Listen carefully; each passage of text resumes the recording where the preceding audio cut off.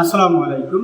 আমি একটি হিক্সু পদ্ধতি নিয়ে আসছি। তো এই পদ্ধতি অবলম্বন করলে আপনাদের বীর্যকে আপনারা নিয়ন্ত্রণে রাখতে পারবেন। যতদিন মন চায় ততদিন পর্যন্ত নিয়ন্ত্রণে রাখতে পারবেন।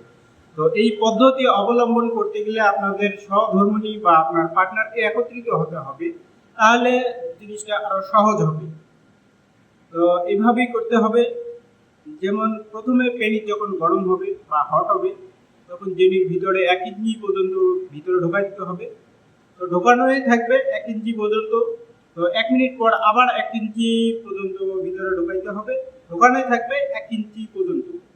তারপর 1 মিনিট পর আবার 2 ইঞ্চি পর্যন্ত ঢোকাইতে হবে, ঢোকানোই থাকবে। তো এইভাবে আপনার সম্পূর্ণটা ভিতরে ঢোকাই দিবেন। তো এই নিয়ম অনুযায়ী চলতে চলতে চলতে চলতে যখনই 15-16 দিন হয়ে যাবে, তখন আপনার বীর্যকে আপনারা নিয়ন্ত্রণে রাখতে পারবেন। যতদিন মন চায় ততদিনই নিয়ন্ত্রণে রাখতে পারবেন। তবে হ্যাঁ, তো এই প্র্যাকটিস চলাকালীন অবস্থায় দেখা যায় যে আপনার বীর্য আউট হয়ে গেছে বা পড়ে গেছে, এটা স্বাভাবিক, এটা পড়বেই। তো এইভাবে যখন প্র্যাকটিস করবে, তো প্র্যাকটিস করতে করতে করতে করতে অটোমেটিকলি নিয়ন্ত্রণে এসে যাবে, তখন আর কোনো ঝামেলা থাকবে না। আপনার বীর্যকে আপনারা যতদিন মন চায় ততদিনই নিয়ন্ত্রণে করতে পারবেন, কোনো সমস্যা হবে না। তো আমার এই ভিডিও যদি আপনাদের ভালো লাগে, কমেন্টে জানিয়ে দেবেন, এবং যদি নাও লাগে তাহলে কমেন্টে জানিয়ে দেবেন। খুদা হাফেজ, বাই।